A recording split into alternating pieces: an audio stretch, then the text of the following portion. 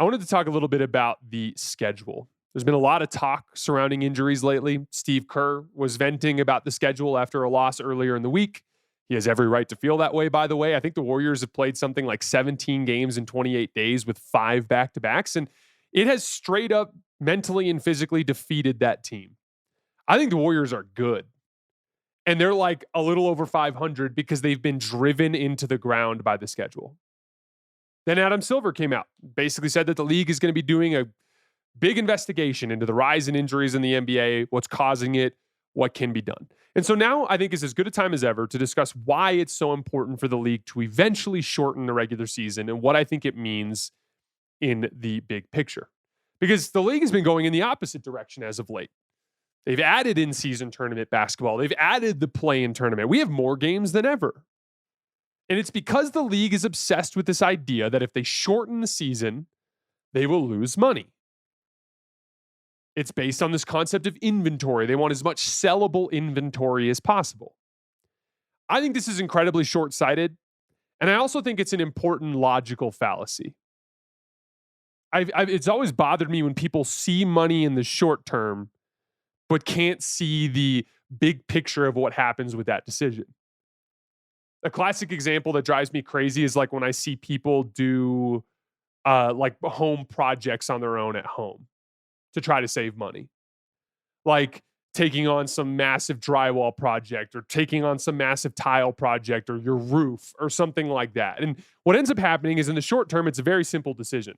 If I pay this roofer to do my roof, it might cost me, X amount of $1,000. But if I do it myself, I can save myself this many thousands of dollars. And it like misses several key points. Like for instance, like your best trait is what you do for a living. You're better off channeling your energy into whatever that is, whether it's picking up an extra shift or looking for an extra gig and earning money with what you do best every single day. Then taking that money and paying a person that is a professional contractor in that area so that they can take care of it because that's what they do for a living and they're going to do a much better job than you. I can't tell you how many times over either myself over the years, like I've flipped a house and done most of the work myself before. Like when you do that kind of stuff, you end up fucking up and making mistakes and having to buy additional materials and wasting enormous amounts of time. Like, oh, I'm going to be able to do this in 12 hours. No, it ends up being more like 60 hours because half the time you don't know what you're doing. You're having to redo work. And then when the finished product is done, you don't end up saving anywhere near as much money as you thought you were going to save, and the quality of your work is shit. And like there are exemptions. Like my best buddy Luke back in Tucson, he's like a craftsman and he's a hobbyist. So like for him, he just loves doing that. So like for him, like if he paid a contractor, he would just get pissed off because he would microanalyze their work and like he actually genuinely enjoys doing it. So like there are exceptions, but for most of us, we're better off just trying to find ways to make our own money doing what we do best and then paying the people who do that work best to do it. But we don't because we can't see past that initial savings. I might be able to save $2,000 if I do my own roof coating. And then you end up doing a shitty job, burning through more materials than you thought, spending way much more time doing it than you thought you were going to do. It's that short-sighted approach to money. And I think the NBA is making a very similar mistake. All they can see is if they shorten the season, they'll have less sellable inventory. And what they can't see is that if you shorten the season, your inventory becomes more valuable. Maybe not right away, but within a few years when the quality of your product dramatically improves. In my opinion, shortening the season would improve the value of your inventory more than commensurate to the drop in your total amount of inventory. The NBA regular season has a big problem with availability and intensity. Just take last night, for example. The Golden State Warriors basically punted a game in Miami because of the schedule, sat out all their stars. And that was just like one of the things. Chicago beats Portland. Drew Holiday's out with a soft tissue injury. By the way, shout out to Nikola Vucevic, yet another game winner on a spacing three on the weak side on a drive. The Knicks beat the Mavs in Dallas. Injuries all over the place. OG Anunoby with a soft tissue injury. And Anthony Davis has a soft tissue injury. Like just different versions of both teams. By the way, kind of a bogus offensive foul called on that late game tying layup from Brandon Williams. I know he chicken winged him a little bit, but that's just a super physical late game play. I thought they should have counted that bucket. Denver's down 2 starters on the road in New Orleans. Massive night for Peyton Watson, by the way. Domantas Sabonis is out in Oklahoma City with a sore knee. Like, it's just, that is par for the course in the NBA these days. You're going to see every single night 3/4 of the game basically representing shells of both teams. The regular season, more than ever, is now about surviving rather than about providing a showcase for the best basketball players in the world. It's now becoming like, who wins in the regular season now is every bit as much about your depth of talent as well as like how well coached are you and how disciplined are you in your system, so that you can win on the margins and do like these little things as a team as guys slot into roles, so that you can like basically manufacture wins in the regular season when important starters are missing games. That's what the regular season has become about. It's not become about, can the Rockets at their best beat Denver at their best? It's not about like actually matching up the stars of the league and the best teams in the league against each other as a showcase to see who's the best basketball team. It's like, how good is your 9th and 10th man? And like, do you have a good enough system that can manufacture wins when key guys are out of the lineup? That's driving the regular season now. By the way, that's fun for us.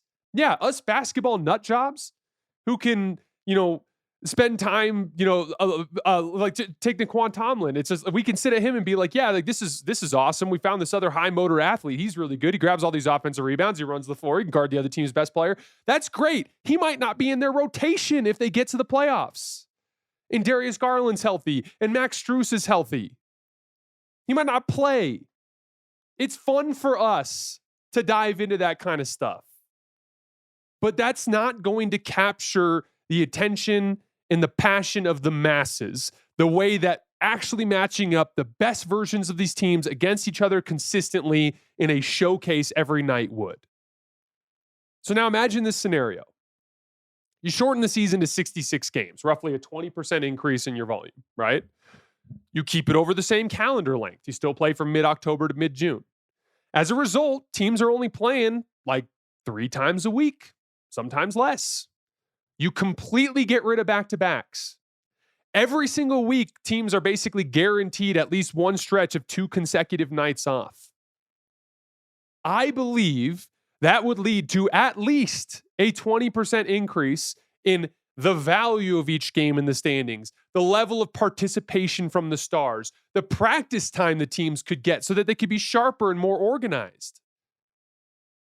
Right now, your average star plays like 65 to 70 out of the 82 games. I think if you shorten the season to 66 games, you're going to get 60 to 62, 63 games out of your stars. So yeah, you might shorten the inventory of the season by 16 games, but you're not going to be cutting all the stars by 16 games.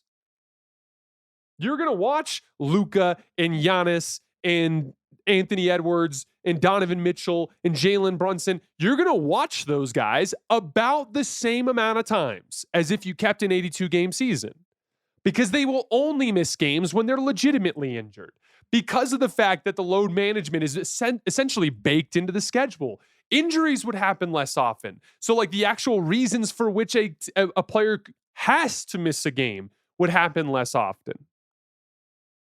Every national TV game would be a legit showcase for the league. The stars would play. They would have practiced that week, so they would have a game plan, and they'd be organized on both ends of the floor. The intensity would rise. Why? Because the game's more important in the standings, but also because of the love for the game. How many times have we watched a regular season game this season or in recent seasons where it looked like a team didn't even want to be out there because it's like their 5th game in 8 nights and they're beat, or because they're at the tail end of a super long road trip that has had multiple back-to-backs and all this crazy travel, and these dudes just want to go home and be with their families.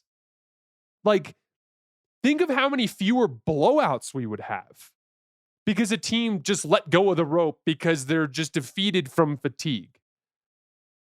Think about how much more hyped your stars would be for every game if they were happening less frequently, so that their love for basketball could be more prevalent than the level of fatigue they're feeling from how much the schedule is beating them into the ground. And again, ultimately, you only need to account for roughly a 20% decrease in revenue only from the regular season. Like, I don't think you should shorten the playoffs. The playoffs are the best product the NBA has.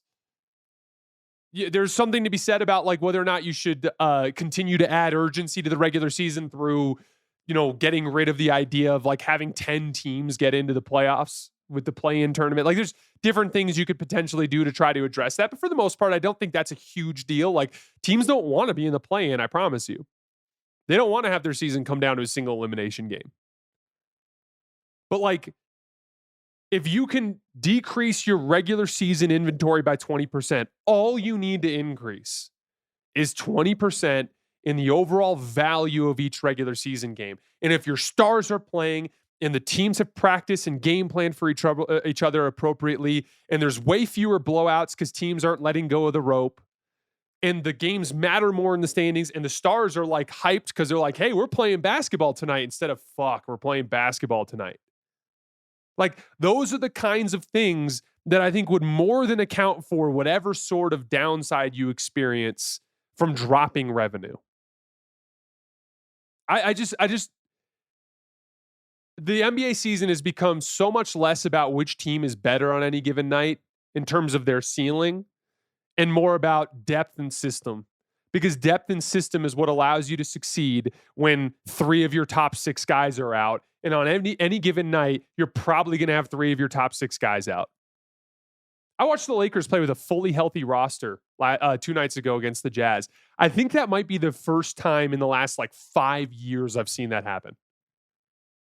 Because every time someone's got a little bit of calf soreness, they're out.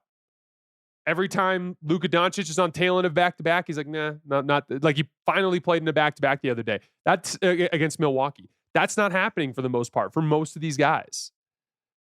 I am encouraged because seeing this pressure applied from guys like Steve Kerr, seeing the additional efforts from the league talked about by Adam Silver, like, this to me just signifies that they're at least starting to consider it. It ain't going to change things for us. There's still going to be games on 7 nights a week. We're still going to have hoops to talk about all the time. Just instead of having 8 games on a Tuesday slate, they'll have 5 games on a Tuesday slate. And in those 5 games, instead of having 6 of the 8 games have 3-4 key rotation players missing between the 2 teams, you're more likely to have full strength. We'd be sitting here today talking about Anthony Davis versus OG Anunoby in the matchup with the Knicks and the Mavs rather than the shells of both teams. Does Kyrie Irving tear his ACL if he doesn't wear himself into the ground the way he did at the tail end of last season? I think these things are all connected to each other. And I don't think the solution is all that complicated.